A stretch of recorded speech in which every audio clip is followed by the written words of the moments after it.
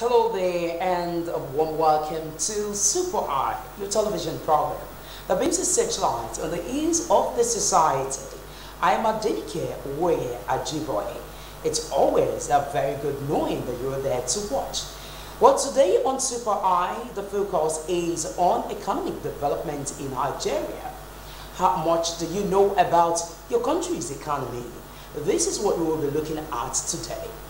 Economic development, as the name implies, refers to programs, policies, or activities that is geared towards seeking an improved economy or well-being of the citizens or a community. There is no gainsaying Nigeria's economic outlook is uncertain. As a matter of fact, highly uncertain.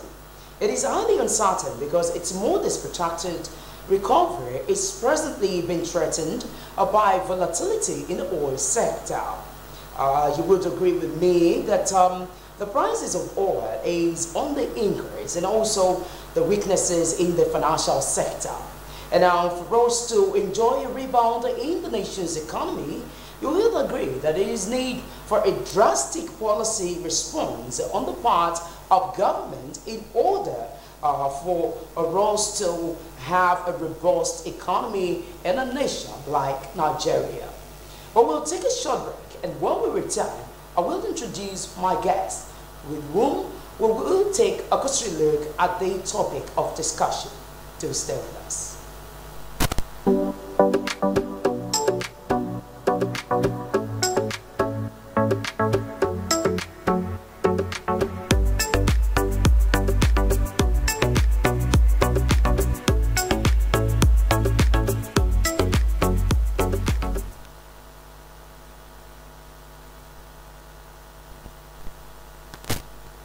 Well, so glad to have you back at the program, A Super Eye, and the focus today is on economic development in Nigeria. To take a straight look at the topic with me, I'm being joined by an economist, Austin Adigwe. Austin Adigwe, you're welcome to Super Eye. Thank you. Good morning. It's my pleasure to be here. Wow, you're looking vibrant. All right, quickly, let's hit the nail on the head. Nigeria as a nation, you're an economist, and I really want to know from you. Let's start by even asking, can we really say that Nigeria is economically developed? Okay, so from every standard, every indices available to us, Nigeria is far from that dream of being an economically developed Country. If you look at Human Development Index, that looks at three critical areas of human development, which is access to good health, measured by life expectancy ratio, look at access to education, the schooling age, they look at standard of living. Those are the three basic criteria that are thrown up under human development. So Nigeria is slightly above 0.5%. Ghana is around 0.63. Norway, that is topping the list, is 9 point something. So it tells you that we still have a long way to go. Life expectancy in Nigeria is 54. And if you look around to talk about quality of education, ASUU has been on strike for 5 months. Standard of living, I will leave it to the viewers to decide Honestly, whether it has actually improved or didn't. So Nigeria is not by any standard. so can I take that as your views in regards to the state of the nation's economy? Yes, that would be my view based on empirical data that is available around development. Because development is all about improvement in quality of life. You can't play politics. There is no religious undertone. People are on the streets. What is the quality of life that they have living in this country? That is what development is all about. Quality of, so it's so easy to decipher that yes, this is either development or not development. And even it's evident in the rate at which the citizens of Nigeria, especially the young ones, the way they're running out of the country on daily basis. What do you think about it, and why do you think that this has not really bothered the government of the day? Okay, so you know, humans are driven by expectations. Okay, so there is nothing wrong in having very high expectations. So oftentimes you realize that your immediate environment may not guarantee attainment of that expectation. Okay, so your best option might be to change your expectation or change your environment. Now, for a government that has not invested in social security or safety nets for the vulnerable, what more do you expect from them? Or even human capital. So what more do you expect from them if we are running a system that does not provide for the less privileged, for the vulnerables in society, for the unemployed? Then if they choose to leave the shores of the country, you expect also that you're not going to get any kind of reaction to that. So that would be my take. Do you think that insecurity also plays a role in economic development and extend further? Yeah, security is the foundation of everything. Because when you talk security, you're looking at security of lives and properties. So development has to do with also physical investments that will drive growth. Because we also need growth. That will drive growth. So if there is no security of life and properties, and your investments are destroyed in a flash, continuously, without any reprehension, I do not think that it will lead to growth in investment, but the growth. So security is the foundation of anything that must be achieved in the economy. So where there is rising insecurity, okay, like you have in the country, and this insecurity is not being checked, okay, so because you find the same thing repeating over and over again, at times you begin to ask yourself, what manner of people are we in this country? How many times will something happen before we learn? What is so difficult about, checking this rising security? So similar thing happens today. We send condolence, we send our hearts is with the family, only for the same thing to repeat in 2 days' time and just in a sustained manner like that. So you find that people begin to lose confidence. All right? People begin to lose confidence in that economy. And by extension, we also lose investors. Exactly. Exactly. The crisis in the north, I saw it years back. Years back? Years back that, no, what I mean, when the crisis started, while people were busy giving religious correlation and political correlation, I was looking at the food crisis that would become imminent if those issues were not resolved. Because when farmers are displaced, when they can no longer go to farm, so this thing takes some gestation period. You may not feel it immediately, but over time, you find out that whatever that is being produced in those areas that are affected by insecurity will be dropping drastically. It's part of the issues we have today. We are talking about physical security, now we move into food insecurity. Food inflation in May was 19.5. Very miserable and scandalous. And June, it has moved to 20.4%. How do we survive?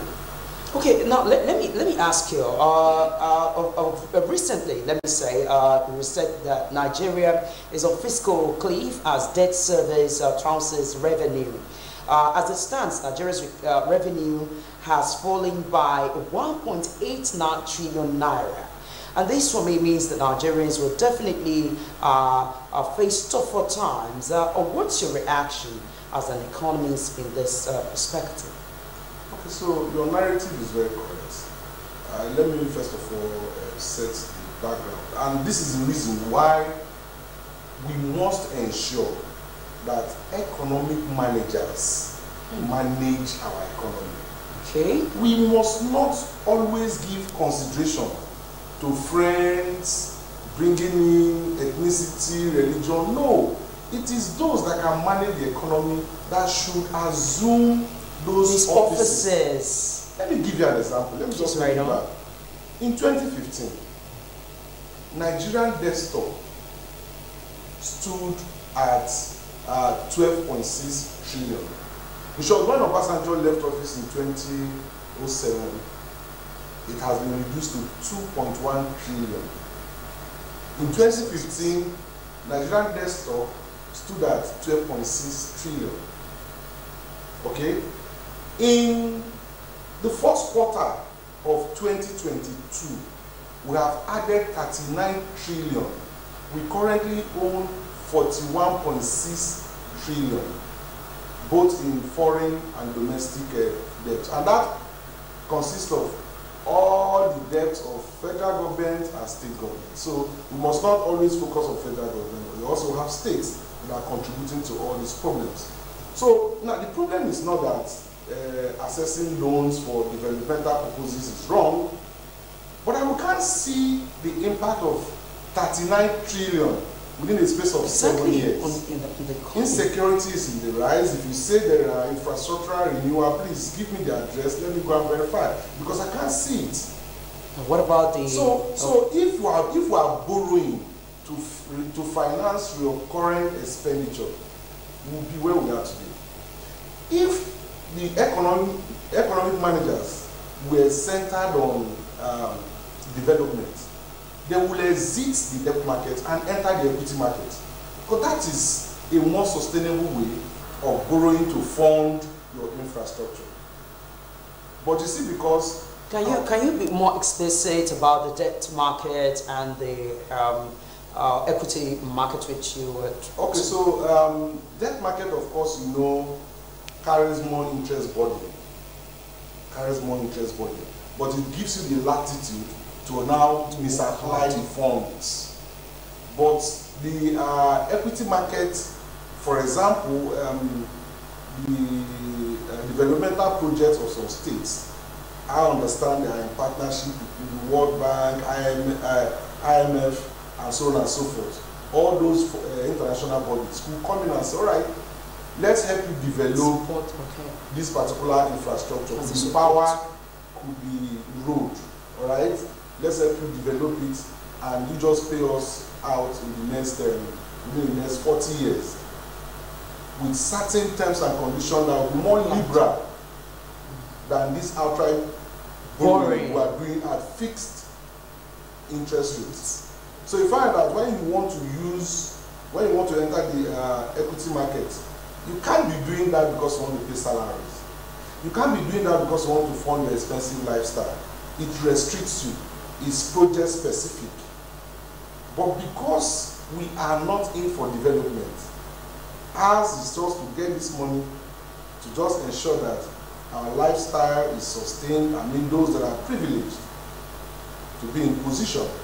Because I can't fathom why in the space of 7 years, a country that cannot even boast of that sort of revenue has borrowed as much as 39 trillion.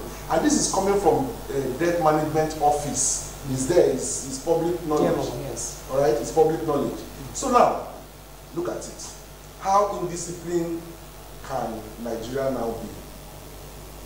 The medium-term expenditure framework for 2022, okay, projected that Nigeria will borrow 4.8 trillion.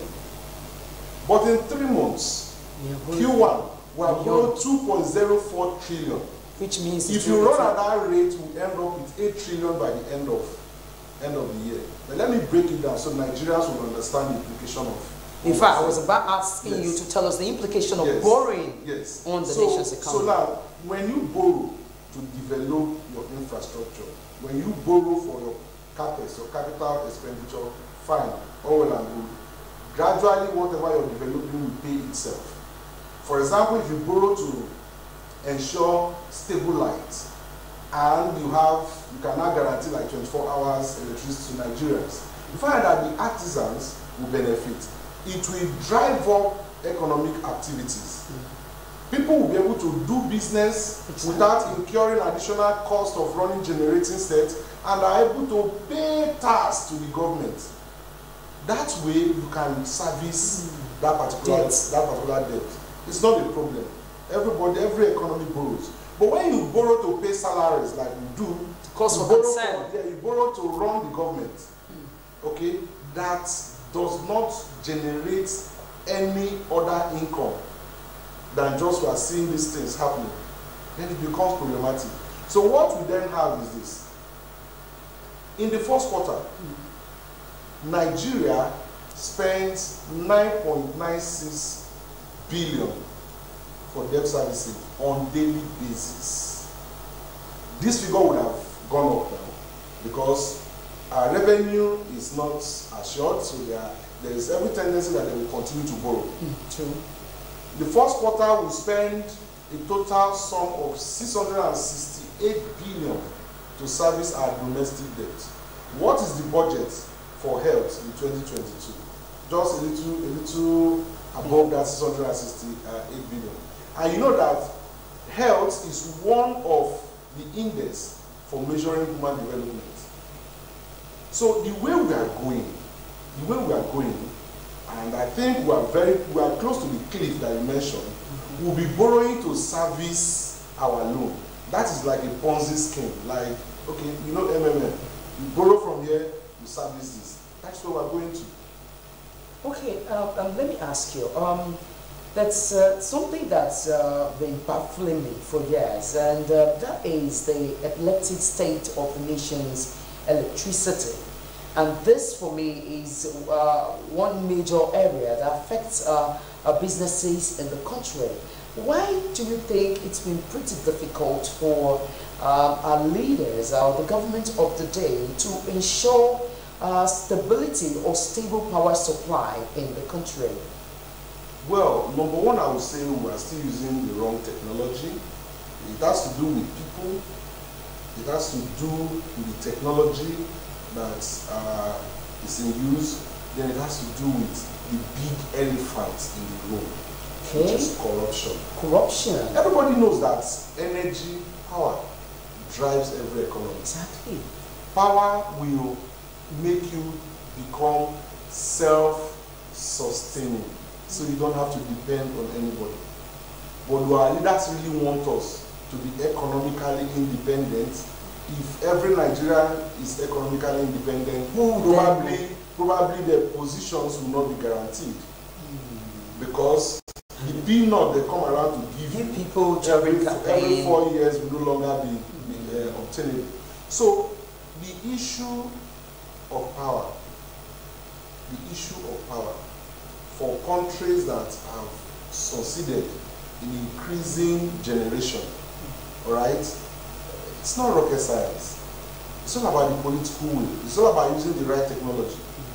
And it's all about the processes. Again, we don't plan. We do not plan. We don't have accurate data to even determine the megawatt of electricity that can actually service the nation. You hear people drop numbers. They are dropping those numbers. Those are estimates. We don't have data. Lagos State can't even tell us that this is the number of households connected to the national grid and that this is the utilization of energy in each house. It's not done. So how then do you plan? We are saying, okay, we want to move to 50 megawatts, 10,000 megawatts. It's just by we're just dropping the numbers. We've not done our enumeration to actually determine the energy need of this country, then work assiduously towards achieving it. Okay, talking about corruption playing a vital role in the nation's economy or the bad state of the economy, because we have to be very frank here. Nigeria's economy is in a bad state. That's the truth. I've always wondered why has it been pretty difficult for us to feel the impact of so much money that government tend to take from those who have stolen funds. I'm talking of stolen funds. We hear high amount of money being recovered by government, and I wonder why we are not feeling the impact on the economy. As an economist, can you shed light? Can you explain this to the people? I want us to look at it from this angle. You know, corruption, of course, you know, is ethical recklessness. It's ethical recklessness that does no one any good. However, the noise you hear all around about fighting for corruption is illusionary. Say Hughes, nobody is fighting corruption. Quote me anyway. Nobody is fighting corruption. Corruption is not fought in the law court. At best, what you're doing is punishing bad behavior. You're punishing bad behavior. You're punishing criminalities. Corruption cannot be fought in the Court of law. Court of law. Corruption, you have to fight corruption through processes. You have to fight corruption through institutions. Exactly. Make it even difficult. How can someone who is entrusted to manage the accounting aspect of the federation make away with 80 billion naira? In short, the head of EFCC should have resigned in a sane society. Honestly. Because you're telling me now that the process, because the processes allows this. Let me explain what I mean. And they know how to run after the Yahoo boys, the cybercrime. You see, running after those that have stolen money is not fighting against corruption. You're just arresting criminals and you're trying them, which every other person does. Fighting corruption means you take away those loopholes, take away those justifications, find out why people have this penchant to be corrupt. Why are people so eager to always wanting to steal? Exactly. So now, before you can succeed, there must be justification for that corrupt practice, reinforced by opportunity to carry it out. Exactly. And the third is the fact that there is no tracking method, okay, no control. So a typical civil servant sees Nigerian seniors that have put in years of service to this nation, did not steal a dime. And they're living in abject poverty. And you see them every day, they queue up, begging for their entitlements, pension. So as a human being, that instinct... It sends a message. It sends a message that, exactly. Look, if I don't take care of myself now that I'm in the office, I'm going to end up the way these people are doing. You're beginning to understand the elements, those things, the components, the things that come together that pushes people to this extreme disorderly behavior. So now that's just one. So it simply means that if your seniors are well taken care of, if government is responsive to their needs, all right, you that is in service will look at them and be looking forward to your retirement. Exactly, and so that you can also go and begin to enjoy what they are enjoying. It reduces the pressure on you. That is one. Secondly, people justify being corrupt because they feel that others have been corrupt ahead of them and nothing happened. And even the government exactly. So personnel. So once you are able to identify those areas, those things that drive people to this sort of abnormal behavior, okay, then you begin to address them. You begin to address them. Once that is done, you look at the processes. You must put down processes that would be foolproof. Now with technology, you can achieve all this. Ensure that the processes are right. If the processes are right, even though you have justification to steal from the public fund, the process will not allow you. Then again, we should begin to see strong institutions. That's why I feel that President Obasanjo's regime, to me, tried by also bringing up institutions that will at least look at some aspect of this corruption. So you have a strong institution. Strong institutions will check these corrupt tendencies, over inflation of contracts, and so on and so forth. It's not the law court that will check it. The law court will only sentence or make an order of recovery of what has been looted.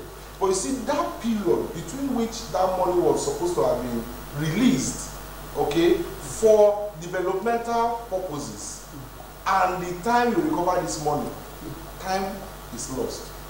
Okay, you know what? Of all that you have explained, the reality on ground is poverty is a challenge. So no matter the institutions and whatever you put on ground, the truth of the matter is a man who is hungry, when there's poverty in the land, it becomes pretty difficult for people to behave rightly. Yep. Now, which means the nation itself seem to have purposely impoverished the people. I don't really know the reason for that. But for me, I've always felt maybe because the political class, in trying to get into office, they know that if the people are comfortable or rich, most likely it will be pretty difficult for them to work on their mentality to voting for a wrong person. So now, can you tell us that role that poverty plays? And my next question is, the present government of the day, while coming to office, is coming on a tripod of security, economic stability, and war against corruption. Can you really say, from your assessment, that this present government has done well? I'll give them below average, because on those factors, score them by percentage. On those factors you've mentioned, I don't think I want to score them above 10%. Security, we know now. You can't even travel on our roads anymore. You can't even travel. That's how bad it is. That's the reality. That's how bad it is. People are taken away from their homes for ransom. Students are taken away from schools. And these things are sustained. It's not like a one-off thing. At all. There is no security anywhere. And this issue can be tackled. You see, the insecurity probably started with ideology. Now it has become an industry. It's now a money-making industry. So you also need creative one. You need to have that political will to face the perpetrators of this evil. Now you look at the economy. I don't need to say much. I've just told you how much has been borrowed within this short space of time. And whereas the solution would have been to enter the equity market and exit from this debt market. So, corruption, I've told you, nobody's fighting corruption. You're just chasing, for example, Anambra State Governor Obiano. The very day he handed over to Soludo, he was arrested, which means we watch this person perpetrate this corrupt economic sabotage evil. They will just wait, no problem. But they have impunity. That's another thing. Somebody see, if we are serious, for a serious people, we have legislators. What are they doing? These are areas they should look at. Why would someone who is involved in criminality not be investigated because the person is holding an office? It's an aberration. These things are designed to protect their interests. So to answer your question on poverty, unfortunately Nigeria signed to the Sustainable Development Goal of 2030. And one of the goals, one of those 17 goals is to erase poverty. You are right, you see, poverty can actually reduce even your own human dignity. That you can now begin to do things that ordinarily you would never have done. But you see, the way to come out of that poverty is not to look for short-term gains. Like people that will come throw money at you, okay, fine, it gives you a solitary respite for just 1, 2, 3 days. Then you mortgage your future again for another 4 years. 8 years. Why are Nigerians poor? Why are Nigerians poor? Number one is the level of illiteracy. Education. True. Because our leaders have not also taken it as an imperative to ensure that every Nigerian should be educated. Is educated to a certain level where he or she can actually take certain decisions. Is it not even because the standard of education has been lowered? That's the reason for which lecturers are on the streets and the students are at home. Exactly, exactly. So again, then you look at the policy. Okay, please. I'm going to hold you on. Let's quickly go on a break. Our viewers, you're still watching Super Eye. We'll take a short break now, and we will be back. And after which, the phone line will be open for you to also have your say.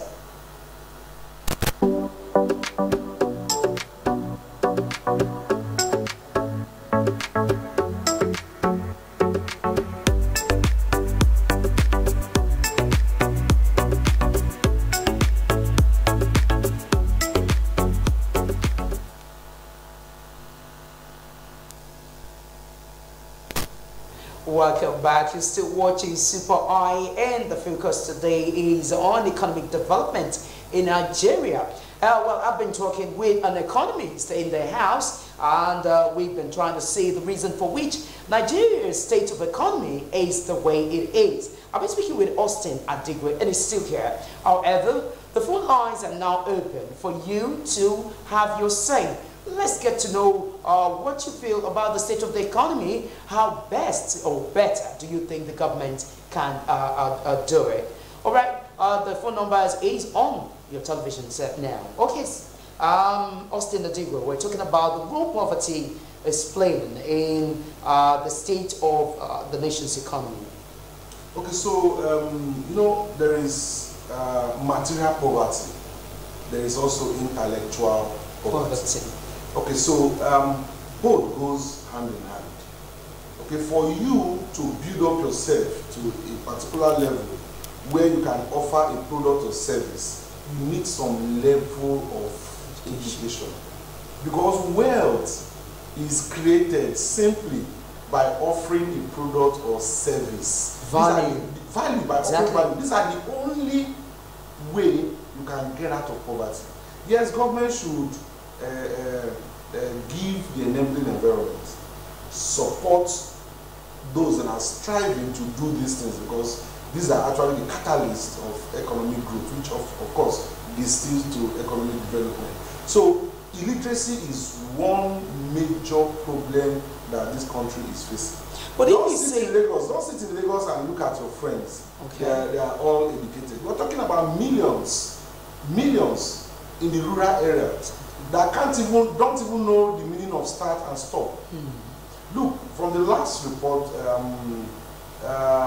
adults with, for example, bank verification number, just a little above 40 million in a country that boasts of over 100 million adults. Where are the other 60-something million adults? Most likely the rural areas. So what is also driving them away from financial inclusion is the kind of mentality they have. So illiteracy will drive you into poverty, obviously. Then secondly, you also have policy controversies of government. Our economic managers have been very poor and shameful. They keep just trying too many wrong policies on a very simple economic problem, as simple as the inflation we are experiencing now. But wouldn't you think that it might be likened to a case of he who pays the piper dictates the tune? Because some of them, because they're brought into office by the masters, basically, and they might want to do the bidding of those who have put them in the office. There's a provision for you to resign. If I have to implement the policies but that's not the nature of Africans. No, but that's the start. That's the start. Okay. If I have to implement, for example, John Goziwa was able to negotiate and got for this country debt forgiveness to the tune of 30 trillion. That was what took us out there.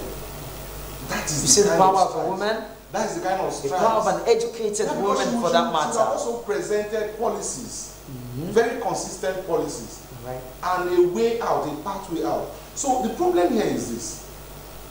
You have people that are also knowledgeable, they are well educated, they know all these But things, lacks confidence. but they in just themselves. choose to implement wrong policies. Yeah, because they're just being unnecessarily subservient. For example, when this government came into power, inflation was at 9.1%. 9.1%. And there was so much noise that the inflation rate is not sustainable at 9.1%. By June figure, inflation has jumped to 18.6%. 18.6%. In May it was 17.71. Now, why am I reading out all these figures? Equivalent of 1.89 trillion naira. Good. So now, look at the policies of CBN in trying to control inflation. They have been taking this contractionary stance, okay, mopping up liquidity in a system that is challenged by cost of inputs, not even on the demand side. Because inflation could be on the demand side, in which case contractionary fiscal policy might be the right steps to take, all right, okay, to mop up liquidity in the system. But there must also be congress between the fiscal policy and the monetary policy of CBN. But what do we have? We are facing a cost push inflation. Inflation not caused by demand for goods and services. Inflation caused by escalating cost of production.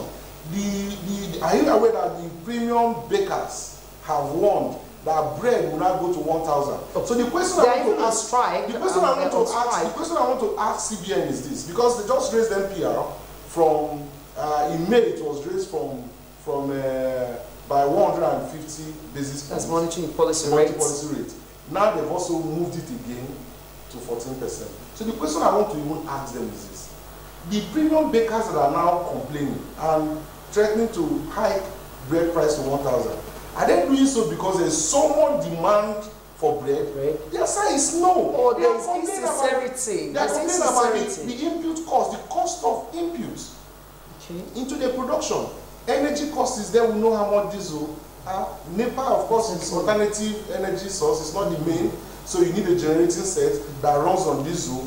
The war between Russia and Ukraine has affected the floor. Exactly. So these people are talking about input cost, and they've even made presentation to this same government that look, the only help you can now give us is lower the tariff. Exactly, that's what they're saying. Tariff on wheat, so that it doesn't get to us at exorbitant rates. And they don't pay unnecessary taxes. Exactly. So you are not doing that because you still want to make all the money you have to make. I don't understand. Then you come back as a CBN and says, okay, I'm jacking up.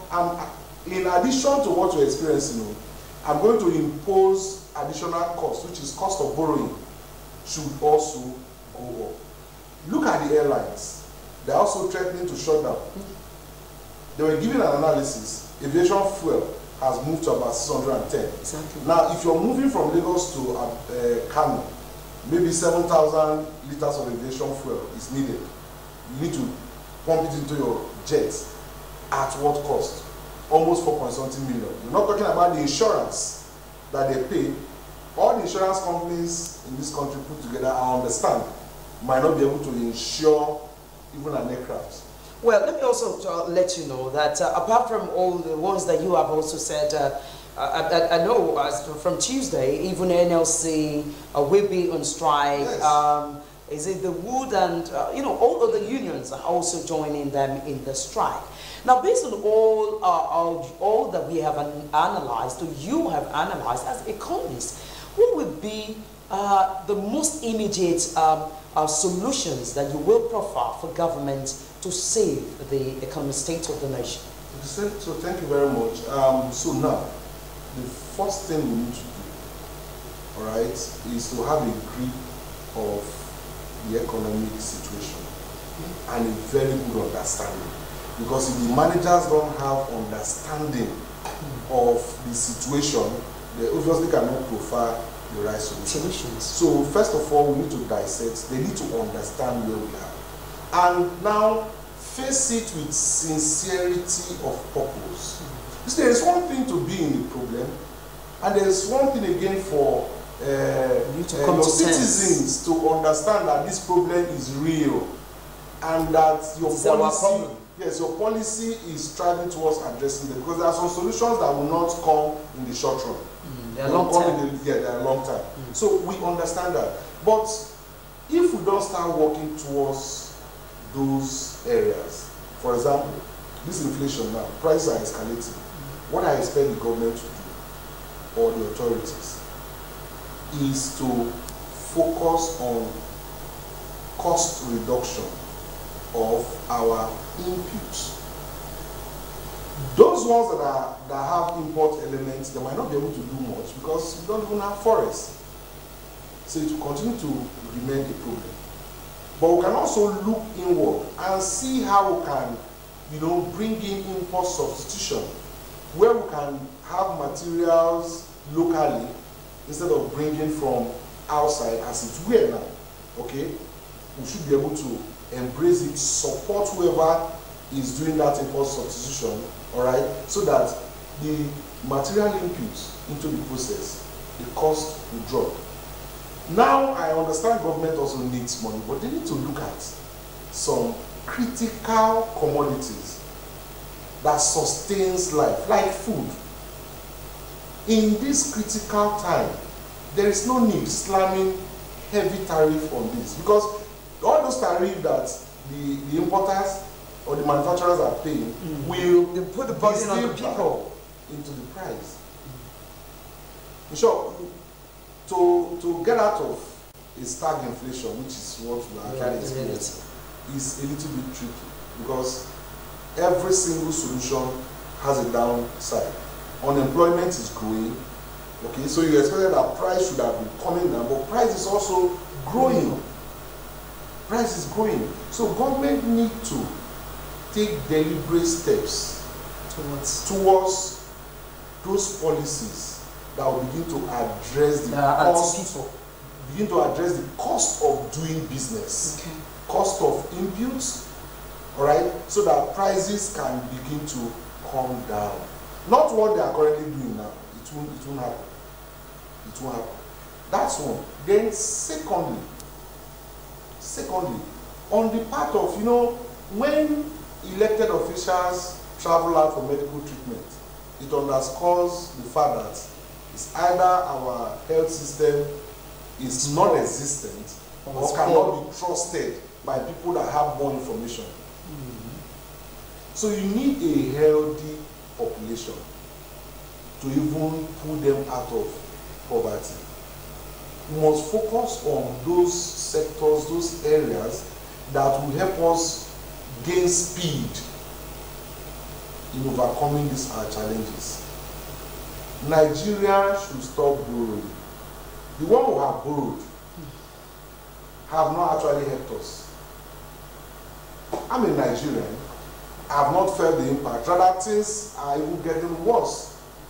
Our purchasing power parity has fallen. So I don't just understand why this borrowing spree or this marginal propensity to borrow should be growing. Because if we continue on this trajectory, the suffering will only increase. Let them stop borrowing. Explain to Nigerians the situation. At certain times in the life of a nation, you will go through some difficulties. But knowing fully well that these difficulties will transit to a better life, you might be able to manage your education. When Gerald Ford, former American president, in 1974, took over from Nixon, the first thing he did was to declare that inflation was a public enemy. Now, if we don't tackle this issue of inflation, the economy will go down. Because what inflation does is that you get less for more amount. So if you were buying milk for 100 naira and you have 500, you still have 400 to take care of other needs.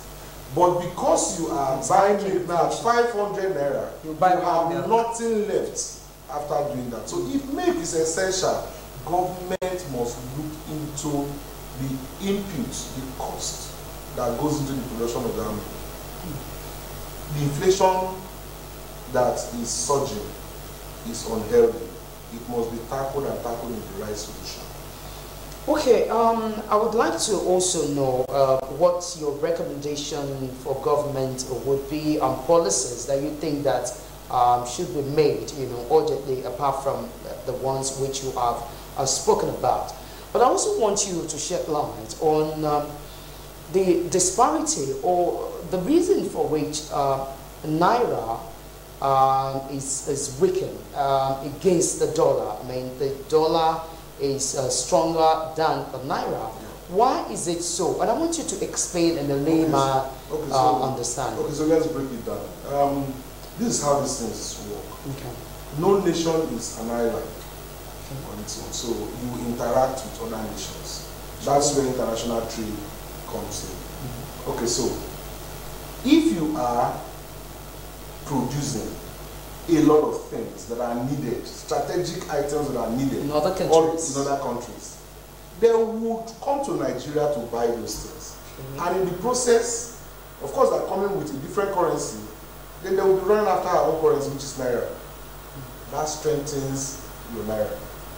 Because people need what you have and have to buy those things. Now, but because Nigeria is a consumption-driven economy, our productivity is so low. Apart from oil and just very few things that we export, like entertainment and IT is really peaking now. All right. Apart from these few things, you really don't see any reason why other nationals will come into this country. If our health sector, for example, is top-notch, there will be medical tourism from other people coming in to receive treatment in Nigeria. And they will pay.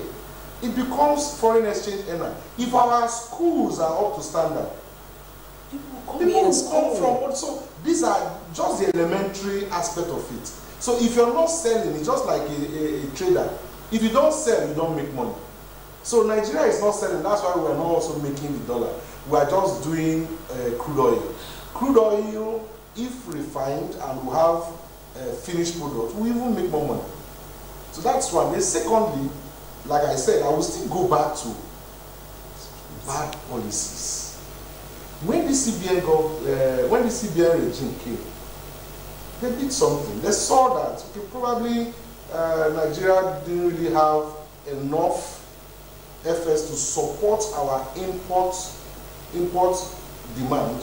What they did was to exclude some commodities that are also essential. We see all around us. They exclude them from accessing forests from CBN.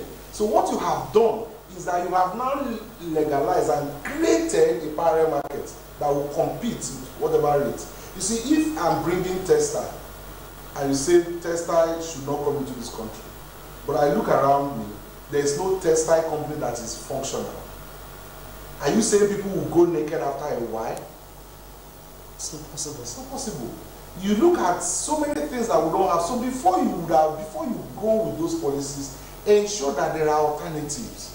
So by that singular declaration, you're saying if you're importing this, if you're importing this, don't come to CBN, go and source your own forest. Now, those people that are leaving CBN, call it non-valid, to go and source for their own fund, will put premium on whatever dollar they can see so that they can bring in. Knowing fully well that when they bring in the goods, they will pass the price to the consumers. That was where this problem started escalating. Then you look at a lot of policy somersaults. Today it is BDC will operate with this amount, deposit tomorrow, BDCs are closed. You see, if you're not consistent with your policies, it tells me that those policies were not well thought out before you actually formulate them. Okay, I don't know. I'm perturbed, and I'm sure you must be worried too. So part of the solution. Could it be that those we have in government, one can say that, or those in charge of the economy, they are semi-illiterate, or what? How do we? Of course, they are well read. It's just to have the political will to do the right thing. We need to transit from consumption economy to production economy. It's going to be in the long run, but if we don't start the process, it becomes a bigger problem. Our productivity level is low, and it is part of what drives development. Ask yourself, in a layman's language, let me put it this way, every Nigerian should be asking this question. Which is 1 hour of my time today, what value did I add to myself? Forget about the country, What value have I added to myself today? That's about 8 hours, no value added. That time is lost.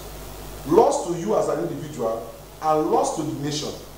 Because don't forget that whatever other people are producing, you also consume. Whatever the government is making available by way of amenities, you also partake. But 8 hours of today, you need to ask yourself, what value did you add to the system? What value did you add to yourself? If everybody can add value for just 3 good hours in a day, we begin to take that giant step, okay, from moving away from consumption economy to production economy. Explain in a layman's language. How does it feel for a married couple to sustain buying food? Yes, sustain buying food from outside. Is it sustainable? No. It's not sustainable. No, not feasible. So I want you to liken what we are discussing to that. Yeah. If when a married couple can organize ingredients and cook this food at home, they are able to eat as much as satisfaction they want and even give to their neighbor. Exactly. That is production. Taste and everything. That's production. But another couple that chooses that lives from one fast food to the other, that is consumption. Which of the marriages do you think will crash first? Of course, the one visiting one eatery or the other. No base. Because they're spending more. So that is the problem of Nigeria. Nigeria is like that couple that visits eateries. All right, beautiful. You know, we have talked so much about the economic challenges facing us as a nation. As we wrap up the program, because this is as much as time will permit, I want to get your final words, and I want you to be very sincere. I mean, 2023 is just around the corner, and Nigerians will be going out to cast their vote for the candidates of their choice. And looking at it from an economic point of view, as an economist, what would you say to Nigerians, and what would you say to the government of the day and those that are coming? Okay, so for the government of the day, let me start with that. Please stop borrowing. You have borrowed enough, and it is hurting the economy. To Nigerians, please get economic managers into elective offices. No sentiment. We are in a crossroad.